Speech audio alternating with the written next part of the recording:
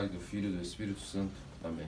Queridos amados cristãos ortodoxos, chegamos às portas da grande quaresma, aos portais daquilo que é o deserto, das 4 dezenas mosaicas, onde nós em poucos momentos, pouco tempo, em algumas horas, estaremos passando por esses portões, onde a sorte será lançada para que os vencedores possam voltar vivos, sobrevivendo aquilo que é o asceticismo que a Santa Igreja Ortodoxa nos solicita. Esta arena foi instaurada por nossos santos padres, uma vez que cada estação do ano oferece o seu fruto a Deus. O outono oferece suas folhas para criar uma camada que produzirá solo. O inverno fará com que as árvores e até mesmo a criação possa descansar um pouco do seu trabalho, para que desperte vigorosamente na primavera, e no verão dê os seus frutos em termos de polpa para aquilo que é o alimento de infinitas pessoas, seres humanos e outros demais animais.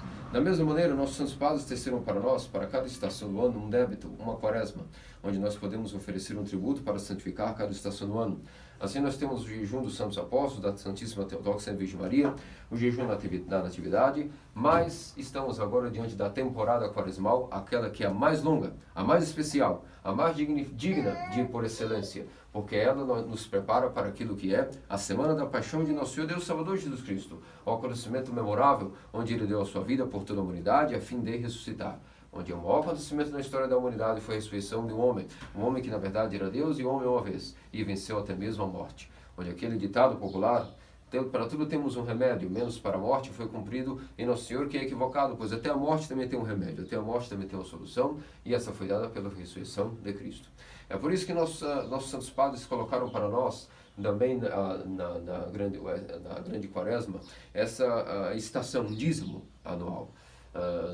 No Novo Testamento nós não somos apegados tanto, ainda que também é obrigatório, claro, todos devem tratar de ajudar a igreja, aos pobres, com aquilo que são a caridade também material, mas isso é apenas um nível pequeno, diante daquilo que é o maior dízimo que alguém deve dar. O dízimo material é algo que sim, claro, nossa consciência diz que é óbvio que devemos ajudar a igreja e aos pobres, mas o maior dízimo que a Santa Igreja plantou chama-se a Grande Quaresma. O ano possui em média 365 dias, ou seja, nós temos aí uma média de quase 400 dias para tirarmos um décimo, o que dá 40 dias. Então o dízimo no Novo Testamento foi elevado a um nível espiritual. Oferecemos aquilo que são 40 dias, um décimo do ano, para viver em prol daquilo que é o que nossos santos pais ancestrais foram criados para viver, a vida no paraíso. É por isso, meus amados cristãos ortodoxos, que às vésperas da quaresma, a Santa Igreja nos traz aquilo que é o Evangelho e do perdão, e também aquilo que é a comemoração de nossos santos pais, Adão e Eva, que caíram no paraíso. Por que exatamente nesse domingo a Santa Igreja comemora? É porque ela nos lembra qual é o objetivo da quaresma. O objetivo da quaresma é levar-nos novamente a um prado espiritual, a um tal prado e pasto verdejante, ao qual nossos santos pais perderam. O dito paraíso, o dito jardim do Éden, aquilo que é a união máxima com Deus. E para que nós possamos saber que esse é o objetivo da quaresma, entrar naquilo que é a nova árvore da vida, a vida espiritual, o novo paraíso, nós também, na véspera da quaresma, comemoramos o que é que perdemos. Afinal de contas, estamos entrando na quaresma por um objetivo, não esqueçam. A quaresma foi plantada para que entremos no paraíso, ainda que homens caídos, mas existe agora um mistério chamado a Santa Igreja Ortodoxa, os sacramentos da vida em Cristo, que nos possibilita voltar ao paraíso. Então, para nos lembrar disso, no domingo, antes de entrarmos com os pés nos portões do deserto, na arena espiritual, lembremos qual foi o objetivo de ter os nossos santos padres plantado essa estação, as chamadas 4 dezenas mosaicas, para ascendermos de degrau em degrau, de graça em graça, até chegarmos no paraíso espiritual, para nós, o reino dos céus, que é a própria Santa Paz de nosso Senhor Deus Salvador Jesus Cristo. Entretanto, para que nós lembremos o que foi que perdemos, e que perdemos feio e como perdemos, nós celebramos hoje a comemoração da queda de Adão e Eva, a comemoração da expulsão de Adão e Eva do paraíso. Adão e Eva foram criados no paraíso de uma maneira excelente, uma maneira a qual todo o objetivo da criação, inclusive, jazia naquilo que era o nascimento de Adão e depois sua esposa Eva, porque era um pináculo da criação. Toda a criação foi coroada com a síntese do macro e microcosmo chamado o homem, onde possui o mundo espiritual e o mundo material sintetizados em si mesmos. É por isso que quando Adão foi criado no paraíso, ele recebeu tudo de graça, tudo para ele foi uma bênção, foi um dom que foi dado a ele. Tanto a sua própria vida em comunhão com Deus, como o dom mais excelente, mas também tudo aquilo que era as belezas da criação, da imagem visível daquilo que era a sabedoria da palavra de Deus, nosso Salvador. E nosso Salvador Jesus Cristo, Logos, a palavra de Deus, criou Adão perfeito no paraíso, total comunhão com ele, para inclusive ascender em degrau, a fim de um dia poder atingir tanta comunhão com ele, que fosse possível que Deus encarnasse nele. Esse era o jeito de Adão ter sido criado, num paraíso das virtudes, das delícias, de abundância, chamado Éden. Um local geograficamente delimitado por 4 rios, e esse não somente era um lugar físico de abundância, mas mais do que isso, o local onde Deus colocou o homem, plantou o homem, para que o homem pudesse trabalhar a sua gradativa união com Deus, a sua teoses, a sua edificação espiritual, a sua deificação, para que um dia, com tanta comunhão estivesse Adão com o seu próprio Criador, que o Criador pudesse vir encarnar, até mesmo morar dentro de Adão, o mistério da encarnação. E o que foi que aconteceu? O que foi que aconteceu, meus amados queridos cristãos ortodoxos, é que Adão, infelizmente, e aqui está o motivo pelo qual nós iremos comemorar esse domingo hoje, Adão, naquilo que foi criado, era perfeito, dotado de imortalidade. Não que ele já tivesse adquirido em si a imortalidade em si mesmo, mas ele não tinha nenhum tipo de característica corruptível. A corrupção não podia atuar nele. E, portanto, crescia em conhecimento espiritual, em comunhão com Deus, em graça, em excelência por excelência, em comunhão com Deus.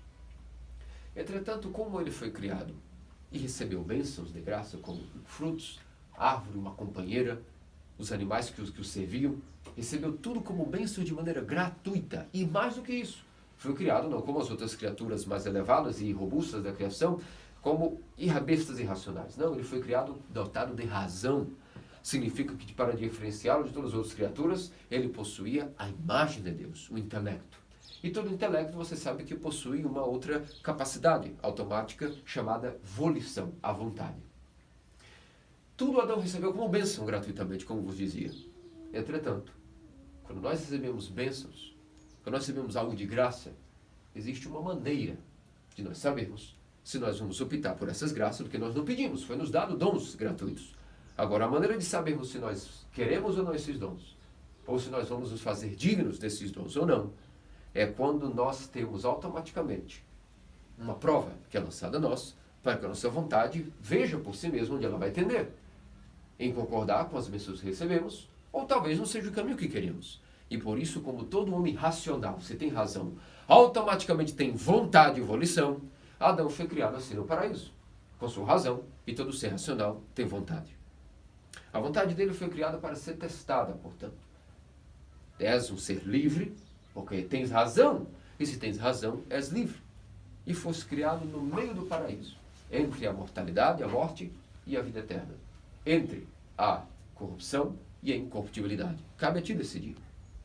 Como na matéria da vontade, por mais que haja recebido conhecimentos diretos revelados por Deus em seu intelecto, na ciência chamada vontade, Adão ainda era um bebê. Porque todo ser vivo e racional que ainda não foi testado em sua vontade, nós dizemos que trata-se de ser um ser imaturo. A pessoa que não foi testada naquilo que é a sua volição, ela é considerada por nós como pessoas imaturas espiritualmente, bebês. Assim vemos as pessoas que ainda não foram testadas pelos segredos da vida espiritual, ou seja, os mistérios do asceticismo, os quais são escondidos e guardados por nós, os padres da Santa Igreja Ortodoxa. Isso nós vamos revelando de pouco a pouco a cada alma que chega na igreja, conforme ela pode suportar, para que ela veja quem é, para que ela olhe a si mesmo, e cada um é tratado de maneira individual, porque cada um é uma pessoa, e cada um tem uma força, e cada um tem um talento. Mas cada talento que recebemos, ele é testado, porque foi dado gratuitamente. Agora, o que foi dado de graça, depois é provado para ver se nós queremos, ou se queremos, se nós vamos nos fazer dignos de tal talento. E Adão recebeu infinitos talentos, infinitos dons, sendo o maior deles a comunhão com Deus, a imortalidade plena com o seu Criador. E o que aconteceu? Como eu vos dizia, na ciência da vontade ele ainda era um bebê, não havia testado, era imaturo e não havia sido provado pela sua vontade, ele ainda era inexperiente. E então, aproveitando-se dessa circunstância, a serpente, ou seja, o diabo, o enganador Satanás, aproveitando-se disso, ofereceu-se a ele como um holograma, uma aparição na forma de serpente, e começou a induzir-se a ele de uma maneira sedutora, sensual, dizendo que talvez, ele devesse descumprir o primeiro dos mandamentos. Todos os mandamentos, na verdade, tinham sido dados a Adão dentro do seu coração. Ele sabia perfeitamente o que era adorar a Deus, estava estudando isso, praticando isso, mas na questão da vontade ele era um bebê, como vos dizia, imaturo, porque não havia sido provado suficientemente. E como ser um bebê, ele confiou em si mesmo, ser inexperiente, ele confiou no enganador. E quebrou aquilo que foi o primeiro dos mandamentos. E qual era o primeiro dos mandamentos? Quando eu digo os mandamentos, volto a dizer, Adão sabia todos os mandamentos em si mesmo, no seu coração. Mas estou me referindo aqui ao primeiro dos mandamentos. Qual foi o primeiro dos mandamentos que Adão, nesse momento, tornou-se confuso? Tornou-se completamente vulnerável, porque era um bebê na ciência da vontade. Esse mandamento, meus amados queridos cristãos ortodoxos, é o mandamento do jejum. O jejum é tão santo, é algo tão místico e algo tão realmente sem pressuposto, que foi plantado no Éden, junto com a vida eterna de Adão. Significa que há uma relação entre ter vida eterna e manter o jejum. E esse foi o primeiro do mandamento. Por que foi o primeiro mandamento dado? Porque, volto a dizer, quando nós recebemos bênçãos gratuitamente, dons sobrenaturais, para sabermos se nós queremos. E se nós queremos fazer-nos dignos desses dons, a nossa prova terá que ser para onde a nossa volição agora vai tender. Um desejo e luta por esse dom, ou se nós vamos tomar por alguma coisa e negligenciar. E então aí veio a prova de Adão, finalmente. Tudo aquilo que ele foi dado a ele de graça, existia uma condição para provar se realmente ele queria ou não manter-se com esses dons, com essa comunhão com Deus, com essa contínua teoses e deificação. E esse teste para saber se a sua vontade iria tender para querer esses dons ou não, era a prova de jejuar. De todos os frutos que tens, Adão, todos podes comer, sem suor inclusive, menos o fruto da árvore do conhecimento do bem e do mal. E nesse momento a vontade de Adão foi testada. E como vos dizia, ele era um bebê. Um bebê em termos espirituais. Porque todo ser humano que não é testado na volição, que não tem maturidade a respeito das provas de sua vontade, é dito como um bebê, um menino. E naquele momento o que aconteceu com ele? Ele não foi perguntar a Deus o que tratava-se dessa insinuação, uma vez que havia dado o mandamento, por que quebrá-lo? Mas ele, infelizmente, negligenciou toda a vontade do Criador. Negligenciou a vontade dele submetida a Deus. E, portanto, como era um bebê, não confiando no seu Criador as instruções, foi enganado pela serpente e quebrou o primeiro mandamento dado no paraíso acima de todos os mandamentos. Não comerás desta árvore, ou seja, jejuar. E quando ele jejuou, não jejuou, quebrou o jejum, a primeira paixão foi instaurada em Adão, gula. A gula em um sentido não apenas de ser um comilão, a gula em altos níveis, nos quais há um desejo e uma sensualidade por agora, quem sabe não, por exemplo, ser Deus sem Deus. Talvez fosse possível. E um apetite doente nasceu em Adão. Não a concupiscência, porque a concupiscência foi criada nele para que ele desejasse as coisas boas. É errado dizer que a concupiscência nasceu em Adão com a queda. Isso é uma teologia falsa ocidental, a qual não tem nada a ver com o que nós estamos aqui falando. Um apetite doente começou a nascer em Adão, a chamada gula. E talvez seria muito bom e sensual e apetitoso ser Deus sem Deus. E o diabo disse a ele que exatamente isso era o que ele talvez estivesse procurando dentro de si. E que Deus foi o mentiroso que enganou. E então, nesse momento, Adão foi expulso do paraíso ou não? Até aqui não. Nesse momento, meus amados queridos cristãos ortodoxos, não foi a desobediência de Adão até aqui que o expulsou do paraíso.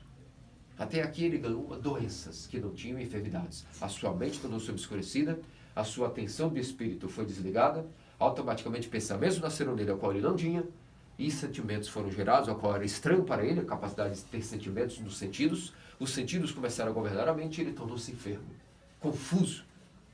E naquele momento Deus, amando sua criatura no mais alto ponto, sabendo que a sua criatura mais perfeita não poderia ser abandonada, olhando o que aconteceu com Adão, cheio de compaixão e misericórdia, nosso Salvador caminhou no jardim e disse: Adão, onde estás?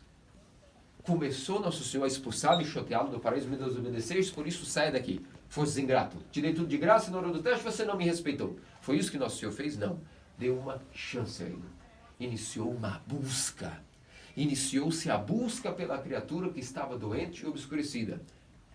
Só que naquele momento, o fruto da compaixão e misericórdia provaram-se ser nulos. Porque antes de nós darmos rigidez a alguém, nós damos amor, misericórdia e educação. É a primeira coisa de uma pessoa que é compassiva. Ela primeiro dá todas as chances de educação e amor para testar a pessoa. Talvez isso seja um remédio compatível com tal pessoa. E foi isso que Deus fez. Primeiramente, não expulsou Adão no paraíso. Iniciou uma busca pela sua criatura mais amada, o homem. E disse: Adão, onde estás? E naquele momento, quando começa o seu diálogo, nosso Senhor, averiguando todo o seu estado doente, perguntou: o que aconteceu com você? O que você fez?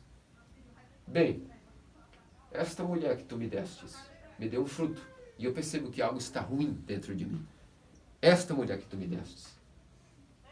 Meus amados queridos cristãos ortodoxos, aqui para Adão estava perdido completamente o relacionamento com Deus. Porque ele não foi expulso do paraíso porque desobedeceu. Foi dado a ele uma chance. Mas aqui ele expulsou de si o arrependimento. Então, somando a desobediência, ele arruinou sua própria alma com falta de arrependimento. E essas duas coisas juntas, aí não há remédio. Desobediência há remédio, se tiver rapidamente a cura do arrependimento. Mas se a desobediência não tem um arrependimento acompanhado, significa morte espiritual. E aqui Adão morreu. Espiritualmente podemos dizer que morreu. Era, consequentemente, poderia passar 1000 anos, mas o seu corpo uma hora iria morrer. Então Deus foi à sua companheira Eva e perguntou a mesma coisa. E então, Eva, o que fizestes? Onde estavas? O que fizestes? E ela, tendo desobedecido e induzido o seu marido a desobedecer, tampouco acusou a si mesma. Disse que a serpente foi a culpada. E aqui Eva, podendo ter talvez salvado toda a humanidade, toda a nossa geração, na verdade viu que a sua vontade também estava doente e que já não havia mais tampouco lugar para arrependimento. Julgou a serpente ser culpada e não ela a culpada da queda. Então, meus amados, queridos cristãos ortodoxos, qual era o único remédio que Deus poderia fazer nesse então? Poderia continuar tratando Adão com misericórdia e compaixão? Não. Sabe por que não? Porque quando nós recebemos coisas de graça, e nós somos mal agradecidos por essas coisas, ou não tomamos essas coisas por algo importante, quanto mais o nosso amor, a pessoa que nos ama, der mais bons dons para nós infinitamente, sabe o que ocorrerá? Atrairemos para nós mais blasfêmias, mais reclames, mais murmúrios e desprezaremos mais os dons que virão a partir daí. Então, para que Adão não acumulasse mais condenação, para que os dons dados a ele não servissem para ele para se perder mais ainda, porque se ele rechaçou os dons gratos na prova que foi submetido, imagine se Deus continuasse com ele no paraíso sem arrependimento. O que aconteceria? Ele iria atrair para si mais obscuridade, mais paixões, mais mal agradecimento, o que ia obscurecer o mais. Então Deus, por amor, uma vez que desobedeceu, não expulsou de primeiro momento. O deu uma busca e uma chance. Mas ele não teve arrependimento. E quando não há arrependimento, é necessário que Deus inicie forçosamente o arrependimento em alguém, por amor. E então o expulsou do paraíso. É por isso, meus queridos cristãos ortodoxos, que o mandamento do jejum também, uma vez que estamos entrando agora neste jejum, nesse deserto, é por isso mais um dos motivos pelos quais nós comemoramos hoje a expulsão de Adão e Eva do paraíso. Para entendermos, primeiro, o que nós estamos buscando na quaresma? O paraíso, o Éden, voltar ao paraíso. E por que perdemos o paraíso? Pela falta de jejum. E por isso agora estamos iniciando novamente a busca pelo que perdemos. Ou que nos foi dado gratuitamente e nós não conquistamos. O jejum. Não há outro caminho a ascender espiritualmente e adquirir novamente o paraíso, senão pelo jejum. É por isso que antes da quaresma, nossos santos padres plantaram essas 4 dezenas mosaicas e antes delas nos deram por exatamente esse domingo chamado o domingo da expulsão de Adão e Eva do paraíso, onde nós comemoramos aquilo que é a queda de nossos santos pais, para entendermos que eles perderam o paraíso, vieram dali. Não existia antes doença, não existia antes nenhuma enfermidade, não existia calúnias, não existia roubo, latrocínio, não existia homossexualismo, não existia corrupção, não existia tudo o que nós conhecemos como as tristezas e as calamidades. Adão foi criado no paraíso feliz, livre, para testar a sua liberdade, para onde iria tender a sua vontade. Porque tudo que é dado de graça, depois é testado para ver se a pessoa quer, ou se ela quer, se ela se fará digna de tal dom. E Adão provou-se ser não querer esses dons gratuitamente e, inclusive, os rechaçou. Não quis se fazer digno dele. Mas quando Deus o expulsa do paraíso, aí inicia-se um grande remédio. Quando ele sentou-se, diz nossos santos padres, como nós lemos nas maravilhosas estiqueiras das vésperas para o domingo do perdão. Quando ele foi expulso do paraíso, no primeiro momento que ele passou o portão do Éden, daquele maravilhoso jardim, e o querubim traçou uma cruz flamejante. Isso que significa uma espada flamejante. Uma cruz foi plantada nas portas do Éden para dizer, agora só uma outra cruz poderá abrir para ti esse paraíso. E essa cruz será até dada a ti pelo teu Salvador. Não desanimes.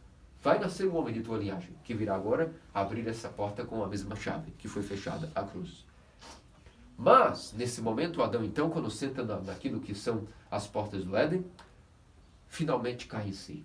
Como o filho pródigo, nós havíamos estudado, como todos aqueles que, como o publicano, finalmente caiu em si, e batendo no peito, soluçando e chorando, como nós vimos nas vésperas de ontem.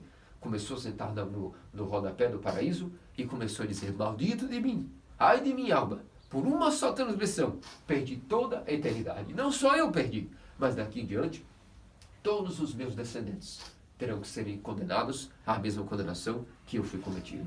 E isso iniciou-se nele uma grande cura, e ele foi grato a Deus por ter sido expulso do paraíso, porque ele pôde ver o que ele tinha e não deu valor.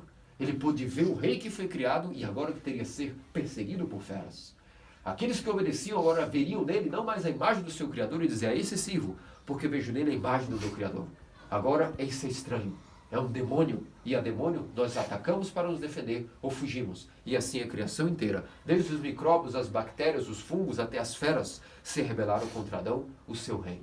Porque não reconhecem mais nele a imagem do Criador, mas sim o inimigo. E é por isso que o ar, a água, os elementos, o fogo, as tragédias começaram a vir para a humanidade. Porque não reconheciam mais em Adão a semelhança de Deus nem sua imagem, mas o inimigo estranho. Algo estranho até mesmo aos próprios animais. Os próprios elementos tornaram-se para ele uma pessoa como que fora até do mundo natural. Porque eles se reduziam a um estado pior do que as próprias criaturas selvagens. Que segue inclusive a lei natural e por instinto serve à vontade de Deus. Por isso, meus amados cristãos ortodoxos, esses são os motivos pelos quais nós comemoramos esse domingo. O domingo da expulsão de Adão e Eva nas portas do nosso jejum. E se o objetivo, portanto, é iniciar o arrependimento, uma vez que Adão iniciou o seu arrependimento, e a nossa tradição nos diz, todos os dias Adão começou a soluçar e chorar durante os seus 900 e tantos anos de vida, todos os dias ele passava em lágrimas, trabalhando, tentando fazer aquilo que era o mínimo para sobreviver agora no mundo caído, e um trauma excedeu-se em sua alma. Como ele sabia que a partir de agora não só ele morreria, mas os seus filhos morreriam, especialmente depois da matança, da corrupção que já estava em seu DNA, o seu próprio primeiro filho, Caim, matou Abel. E quando ele viu aquilo, que pelo seu próprio pecado a morte já estava tão impregnada em seu DNA, que um assassino foi dado à luz por sua esposa e matou seu próprio filho, um trauma tão grande nasceu em Adão que o seu arrependimento foi expresso, sabe de que maneira? Cada um pratica obras de arrependimento, até fisicamente. A de Adão foi procriar e dedicou-se a isso com toda a sua profissão. Procriar sem parar, para compensar o trauma de ter perdido aquilo que foi um filho. Porque nenhum pai foi preparado para enterrar um filho. E é daí que Deus também aproveitou para começar a provar novamente as nações e dar aquilo que seria um dia, o início da promessa de que de Adão viria um Salvador. Aquele mesmo que falou com ele, onde estás, Adão? Calma, um dia te livrarei um Salvador e a serpente será esmagada em sua cabeça por aquilo que será um dos teus descendentes. E Adão morreu confiante e desceu para o Hades e passou 5.000 anos no Hades, prisioneiro nas mansões dos mortos, esperando a vinda do Salvador. E é isso que nós agora iniciamos para nós, queridos amados cristãos ortodoxos, uma busca profunda pelo nosso arrependimento, exemplo de nosso pai Adão e Eva. Eles foram arrependidos, foram resgatados no dia de Páscoa. E nós só seremos resgatados se iniciarmos um processo também chamado arrependimento, que significa do grego metanoia, uma mudança interior, uma transfiguração total do ser, que não tem como ter um ponto de partida, como nós entendemos agora os porquês, se não for pelo jejum. Porque o jejum foi o primeiro mandamento. E se nós formos ver, nos 3 últimos domingos do Triódio, nós fomos aprendendo maneiras de como não jejuar, maneiras de como não orar e de como não oferecer uma vida espiritual equivocada e farisaica. Mas no domingo de hoje, nós vamos aprender como agora orar de maneira correta, como jejuar de maneira correta e como oferecer uma vida espiritual que não é farisaica, que não é hipócrita, mas a vida espiritual de fato verdadeira, capaz de agradar a Deus, para que Deus possa nos dar a graça do arrependimento. A primeira coisa que nós vamos então ver é que nós devemos começar pelo jejum, porque foi o primeiro mandamento. E há um vínculo do jejum com a vida eterna. Os mandamentos são místicos, são vida. E todo aquele que os mandamentos encontra Cristo neles. E é por isso que jejuar é uma prova para que a nossa vontade seja agora testada. Vós sois cristãos ortodoxos, recebestes o batismo. Agora vamos ver, foi dado de graça. Número 1, quereis agora sugar das profundezas do coração toda a graça que foi dada no batismo? Se quereis usufruir desses dons, tens que serem provados. Há que jejuar. Depois, para se fazer dignos da graça que foi vos dada no batismo, assim como todos nós prometemos várias promessas e votos no batismo, para saber se nós vamos ter vontade e força de cumprir esses votos dados no batismo, agora inicia-se para nós a temporada de jejum, para que a nossa vontade seja testada e fortalecida e vermos a nós mesmos se somos dignos ou não do que nós estamos dados de graça todo final de semana. Vigílias, orações, irmãos a comungar de vida espiritual, assuntos espirituais, homilias espirituais e os santos sobrenaturais vivificam os dons do corpo e sangue de Cristo. Todo ano para testar se realmente a nossa vontade está crescendo e se fazer digna dessas coisas é nos plantado a grande quaresma, ou jejum.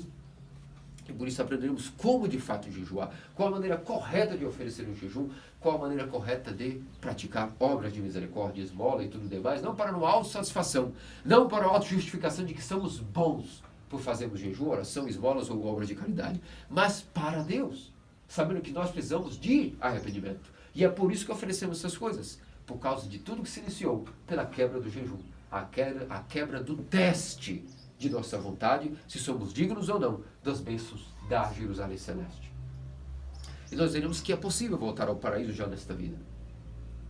Com o corpo, nós voltaremos ao paraíso na Jerusalém Celeste, na ressurreição dos mortos. Mas em espírito e alma, e mente e coração, nós já podemos voltar ao Éden nesta geração, nesta vida. Porque o reino dos céus já está dentro de vós. E o reino dos céus é o jardim do Éden do Novo Testamento que está em nosso coração. Mas antes de vermos como podemos fazer isso, vamos iniciar qual é a maneira pela qual uma pessoa pode, portanto, se reconciliar com Deus e voltar ao Éden e ao paraíso. Nós vimos que é pelo arrependimento, e isso é o objetivo dos 40 dias, onde nós falaremos infinitamente os detalhes de como é oferecer a Deus um jejum que o agrada, capaz de trazer frutos de arrependimento, e não uma quaresma infrutífera, onde nosso jejum será apenas para sentirmos melhor a nós outros, a nós, nos sentirmos também que a nossa caridade nos tornou pessoas melhores, ou sentirmos que também a nossa oração está sendo uma oração que justifica as nossas boas virtudes que supostamente adquirimos. Não! Tudo isso tem como objetivo oferecer no final da quaresma um coração contrito e quebrantado, a qual Deus não desprezará, para que sejamos dignos de passar pela paixão de Cristo e ascender a sua gloriosa ressurreição. Os nossos olhos espirituais estão cegos, como todos os anos, e precisamos limpar eles um pouco com lágrimas de arrependimento. É por isso que temos aí as ferramentas do jejum e da oração, para reconciliarmos com Deus, para nos limpar com Deus, para voltar ao Éden. Entretanto, meus amados queridos cristãos ortodoxos, qual é a primeira condição que nós podemos ter para podermos reconciliar-nos e voltarmos com a comunhão, ou seja, resolver esse problema? Porque o problema é o seguinte: Adão foi criado no paraíso perfeito. Houve uma pausa nesse filme, a queda. Tudo que nós vemos aqui não tem nada a ver com a vida que Adão deveria viver no paraíso, e toda a nossa vida é uma ilusão e uma realidade opaca. As paixões tomaram lugar e nada é real. Tudo é uma ilusão. Para que Deus possa apertar o play novamente em nossa geração, Ele virá uma segunda vez gloriosa. Mas para que nós sejamos aptos de participar desta glória do Senhor, desta vida nós temos que, antes de morrer, adquirir já o reino dos céus dentro de nós. E isso se dá por uma mudança total interior, uma mudança dificílima interior, chamada arrependimento, a metanoia do grego. Qual é a condição primeira para começar a voltar a uma comunhão com Deus? Nosso Senhor Deus Salvador Jesus nos indicou um caminho hoje no Evangelho, onde Ele diz: se não perdoardes aos demais as ofensas, tampouco vosso Pai Celestial vos perdoará a vós. Aqui está no mapa traçado por nossos santos padres o primeiro movimento para que nosso jejum e oração não sejam farisaicos e hipócritas, oferecidos a nós e não a Deus. A compaixão pelo próximo, meus amados cristãos ortodoxos. Nós vimos no domingo do publicano e fariseu que esse foi o erro do fariseu. Ele oferecia jejum corretamente 2 vezes por semana, ele dava as esmolas, cumpria os mandamentos, mas ele fazia isso de que maneira? Os frutos provaram-se serem frutíferos e inúteis, porque o próximo que estava ao lado dele, ele desprezou como nada. E disse, obrigado, meu Deus, porque não sou como um destes aqui. Na verdade, obrigado porque não sou como nenhum dos homens, sou melhor que todos. Então ele não tinha compaixão por ninguém. E esse jejum e essa oração, quando não são temperados com a compaixão, não servem para nada. Não há como começar a agradar a Deus pelo primeiro mandamento, que nos dá a imortalidade, chamado jejum, não comer, para testar nossa vontade provar ser digno da vida eterna, se todo esse jejum, que é uma terapia, para provar a nossa vontade, se somos ou não dignos da vida eterna, se esse jejum foi apenas uma certa prática dietética, onde nós não comemos alguns alimentos por um tempo, e o nosso ódio pelo irmão não foi curado, o nosso rancor pelo irmão não perdoamos e não pedimos perdão, não houve a força de pedir perdão, não houve a força também de perdoar, significa que tudo é uma grande ilusão. Por quê? Porque, filhinhos, amai-vos uns aos outros. Nisso reconhecereis os meus discípulos, se os amarmos uns aos outros.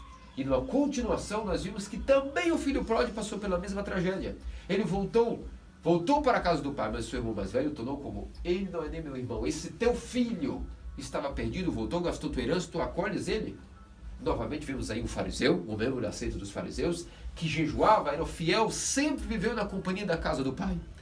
Cumpria sua vontade em tudo, mas percebeu-se, quando o seu mundo interior foi revelado, de que ele não tinha nada a ver com o pai. Porque o pai é misericordioso, mas esse irmão mais velho, simbolizando todos os fariseus, também, ainda que jejuava e orava, e fazia a vontade do pai exteriormente, não possuía compaixão pelo seu irmão, não possuía compaixão pelos pecadores, e portanto toda a sua geração era uma farsa, um fake, um fariseu, um simples religioso, um egocentrista. E o que aconteceu foi que ele mesmo se privou do banquete da casa do Pai Celestial. Ele se privou, ele não quis entrar, não teve compaixão. Percebe como é perigoso a prática de jejum e oração e frutíferos? Ao que nós vimos aprendendo como não fazer isso? E vimos no domingo do juízo final, o último domingo, que exatamente, entre vários motivos, o motivo principal, porque alguns foram colocados à direita de Deus e foram dito ovelhas, que são aqueles que têm comunhão com Deus, obedientes, e outros foram colocados como cabritos, desobedientes e sem a comunhão com Deus. O que determinou cada um desses fatores, meus amados queridos cristãos ortodoxos, foi o fator de compaixão e caridade pelo próximo. Então, qual é a primeira compaixão para se unir com Deus que nós devemos mostrar ao próximo? O perdão de seus pecados. É a condição para que Deus nos perdoe. Ele deixou uma condição, que vocês perdoem a vocês mesmos. Porque eu não devo nada a ninguém. Dei tudo de graça e mesmo assim perdoo. Como é que vocês que receberam tudo de graça não são capazes de perdoar pequenas ofensas que os irmãos fazem a vocês? Porque comparado ao que é a quebra da lei, o pecado, que o homem faz a Deus, o que é a ofensa que o irmão faz ao outro irmão? Nada. A não ser se ele se considerar justo. E o justo, geralmente, quando se considera justo, não aceita que ninguém possa ofendê-lo. Porque ele se considera santo e justo. Ou talvez ele se considere Deus. E quem se considera Deus, realmente qualquer mínima ofensa é dito como se fosse um grande pecado. E talvez nós olhamos nossos irmãos, quando fazemos alguma coisa para eles, como se fosse nada. E quando eles fazem alguma coisa para nós, como se nós fôssemos Deus. Isso é uma doença. E a primeira maneira de curar isso, antes de oferecer um jejum, antes de dar a cara, daqui a alguns minutos, no rito do perdão e das vésperas do perdão, para pedirmos perdão um ao outro, para exatamente entrar na quaresma de maneira limpa, o primeiro passo é isso, que nós abramos o nosso coração a algo que significa perdoar o próximo.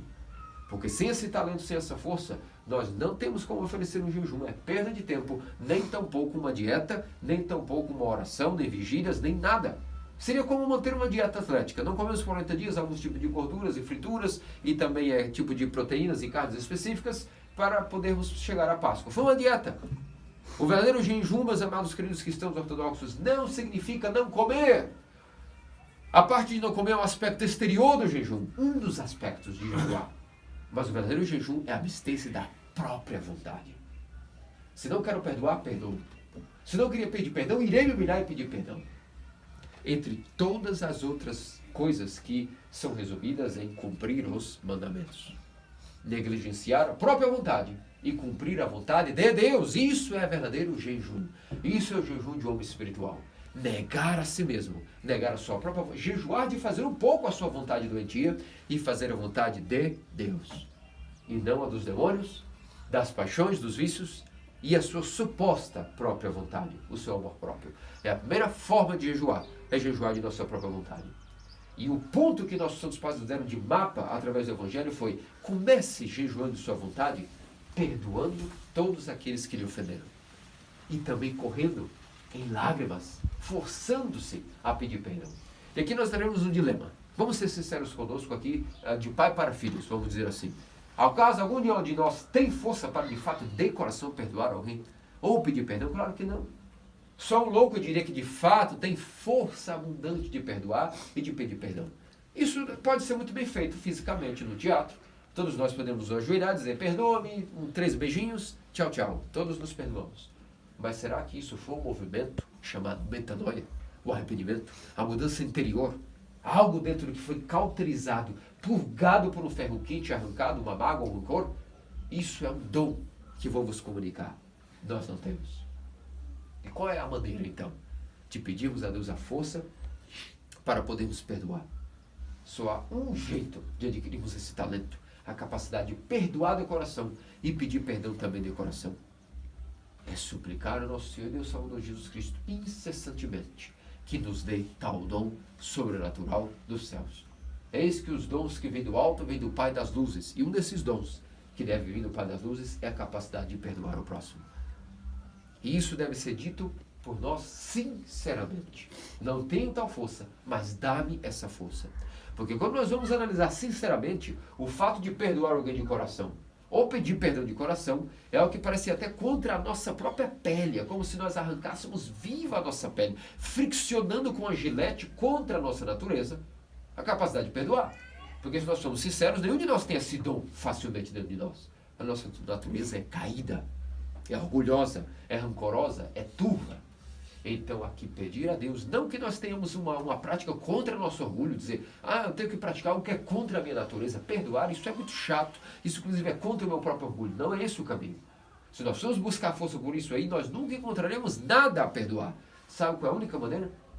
Pedir a Deus que nos dê uma força não contra a nossa natureza de não perdoar, mas elevar a nossa natureza a um nível chamado super. Ou seja, que a nossa natureza seja sobrenatural.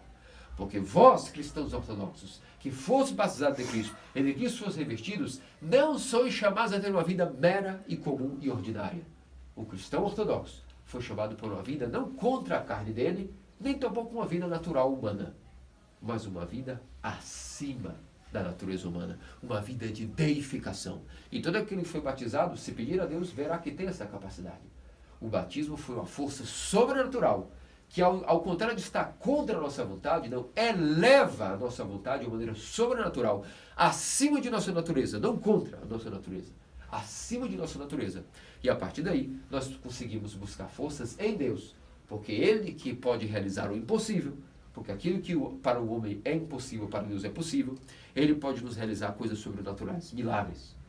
E o maior milagre que nós devemos pedir, antes de entrar na quaresma, sem a cara hipócrita e sem vergonha, é perdoar os nossos irmãos e pedir perdão de coração. É por isso que eu vos suplico que nessa liturgia, após o sermão, após as portas reais se fecharem, antes da comunhão e até o rito do perdão, comecem a orar a isso. Ore de coração para que vocês daqui, quando chegarem às 4 horas da tarde, no ofício das vésperas, depois, quando forem em casa com seus parentes que não são ortodoxos, uma boa maneira é, mesmo que eles não entendam nada, se ajoelhar, eles não entendem, e dizer: perdoe por tudo que eu fiz a você, te ofendi, consciente e conscientemente, e dar um beijo na pessoa, um abraço, mesmo que ela não entenda nada, dizer: bom, eu só queria, porque eu vou iniciar o meu jejum, e preciso te pedir perdão, senão seria um grande fariseu. Essas coisas são suficientes para que as pessoas não entendam, não queiram seguir-nos na quaresma. É a nossa parte. Eles não são obrigados a fazer isso. Nós somos obrigados. Por isso, meditem essas coisas. Orem a Deus a partir desse sermão, até a hora dos santos dons, depois até as vésperas, pedindo a Deus que Ele vos dê esse dom sobrenatural. E sabe o que acontece? Sabe o que acontece, meus amados, queridos cristãos ortodoxos, quando Deus desce do alto e nos dá esse dom? Nós entramos na quaresma, logo à noite nas pequenas completas, com um grande paraíso dentro de nós. É como se um orvalho viesse nos refrescasse. A nossa consciência tira pesos enormes entre o esposo, a esposa, os pais, os filhos, os irmãos, os nossos inimigos. E aí, sabe o que passa a ser os 40 dias, das 4 dezenas mosaicas, os 40 dias? Um tal paraíso plantado no meio do ano. cheio de tranquilidade, cheio de força, cheio de alegria interior. E aí vamos para o segundo passo, de quando nós perdoamos de coração, como jejuar de maneira correta. Não de maneira hipócrita, mas de maneira correta. Quando forem jejuar, não fazer isso como os hipócritas que desfiguram a face até com maquiagens, para mostrar que estão fracos e passando fome. Mas, ungir vossa cabeça com óleo e lavar vossos rostos. Aquele que primeiro pediu perdão e está limpo, verá que quando ele pisar com o pé direito no jejum, a partir do rito do perdão, ele sentirá uma força que não existia antes. Como eu costumo dizer, a partir das vésperas, quando nós trocamos os paramentos para paramentos roxos ou pretos, dependendo da tradição de cada paróquia, é como se essa terceira pessoa, o Espírito Santo, praticamente viesse habitar dentro de nós e nos acompanha por todos os 40 dias. É a força da Igreja Ortodoxa. Só quem vive pode entender o que nós estamos dizendo. A terceira pessoa se faz presente, o Espírito Santo, e nos guia durante esse deserto interior. Desde que nós tenhamos abrido o nosso coração a perdoar e pedir perdão. Sem vergonha pedir perdão. E então nascerá uma alegria. E o primeiro mandamento dessa alegria será jejuar com alegria de tal maneira, unge a tua cabeça com óleo. Além de nós estarmos preocupados de ninguém perceber que estamos jejuando, ou fazemos caras de dor de cabeça, pessoas, ai, como jejum, que difícil, a semana da limpeza se inicia, só vamos comer a partir das 4 da tarde, não comeremos nem água, não comeremos nada, porque vamos comungar logo desde meia-noite até 4 da tarde, não comerei nada, coitado de mim que estou jejuando. Besteira. Para quem está vivendo a alegria interior, isso é nada, porque ele está finalmente vendo que como ele perdoou o próximo e pediu perdão, ele está sendo perdoado por Deus e imediatamente iniciou a quaresma. E quem está vendo que Deus está perdoando, tem grande alegria. Ele jejua, ele sofre, ele chega sedento aos santos dons dos pré-santificados, como um camelo no deserto que não bebe água há quase 12 horas, mas feliz, porque ele entendeu que Deus está perdoando. E pode existir alguma outra alegria ao homem do que entender, porque Deus está dentro do seu coração com o Espírito Santo dizendo, eu sou o teu Deus, e eu estou te perdoando porque você também perdoou como eu te mandei. E agora unge tua cabeça com óleo. Ou seja, não se desfigure. Mas, se a tua cabeça é Cristo, e toda a cabeça de cada cristão é Cristo, quem é o Cristo para nós? Nós vimos que a correta maneira de ver a vida espiritual é a compaixão pelo próximo. O juízo final nos deixou claro que o objetivo da salvação ou condenação é ter no próximo Cristo como próximo, ver o Cristo no próximo, sem nenhum tipo de alegorias, literalmente ver Cristo no próximo. Então, unge a tua cabeça com óleo. Tua cabeça é Cristo. E Cristo é o teu irmão. Unge com ele com óleo. Sabe o que significa esse óleo? A esmola. Mais do que nunca na quaresma são 40 dias de caridade. De dar mais aos pobres do que nós dávamos fora da quaresma. De fazer mais obras de caridade do que nós fazíamos fora da quaresma. E depois lava o teu rosto. Significa lavar o rosto aqui, meus amados queridos cristãos ortodoxos. Que todo esse jejum, que toda essa oração e prostrações e comunhão, mais comunhão do que antes, não só domingo, mas quartas e sextas, às vezes sábado e domingo, 4 vezes por semana, às vezes comunhão durante a quaresma. Prostrações longas, mais vigílias, mais vezes procurando o sacerdote. Vejo, não há autorização para não vir quarta e sexta na capela, ninguém autoriza vocês a faltarem nas quartas e sextas. Outra, há que confessar muito mais vezes na quaresma do que quando se confessa fora da quaresma, porque o objetivo é ter perdão. Há que procurar muitas vezes o sacerdote para se confessar durante a quaresma. E comungar muito mais vezes, senão não será quaresma. Será só uma temporada dietética ridícula onde se cortou alimentos, entende? Porque o objetivo é que Deus nos perdoe. E vamos continuar trabalhando nesse arrependimento. Pedindo perdão na confissão mais vezes e comungando para ter mais força de mais arrependimento mais vezes. E isso significará que nós vamos então lavar o nosso rosto enquanto jejuamos. Significa isso, vamos derramar lágrimas. Todo o objetivo da Santa Quaresma é um tempo extraordinário e excepcional para derramarmos mais lágrimas do que o resto do ano. Por quê? Pode parecer para tradições, por exemplo, protestantes nos atacam muito com isso. Dizem, besteira jejum e quaresma. Porque tudo que fazem de errado durante o ano querem ser santos em 40 dias. Não entenderam nada do que nós estamos falando aqui. Quem foi que disse que na ortodoxia alguém pode não ser santo fora da quaresma? Não tem nada a ver. É que nós, por humildade, na quaresma, separamos uma força extra, mais do que o ano para dizer sim, precisamos trabalhar mais ainda no nosso arrependimento.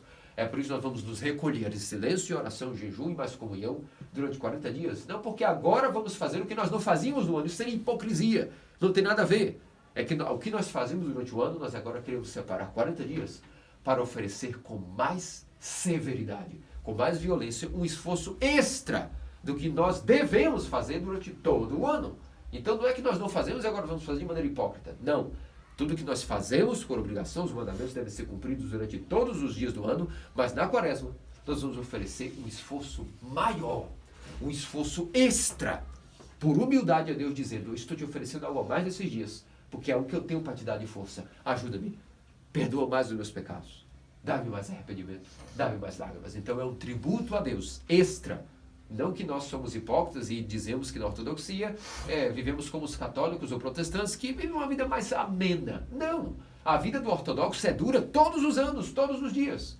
Mas na quaresma, nós tornamos ela mais dura, voluntariamente, para adquirir mais perdão dos pecados, mais limpeza do coração, mais lágrimas. Ungindo a cabeça de Cristo com óleo do próximo, através de esmolas e mais caridade, e também lavando o nosso rosto, ou seja, jejuando com o rosto lavado, com lágrimas. Isso é o fruto do verdadeiro jejum, lágrimas de arrependimento, da verdadeira oração, da verdadeira prostração, vigílias, e não uma dieta que nós estaremos até assassinando o irmão. Não comemos carne, mas viramos canibais, como disse São João Crisóstomo. Alguns jejuam de carne, mas viram canibais, comendo a carne do irmão em blasfêmias e com a língua.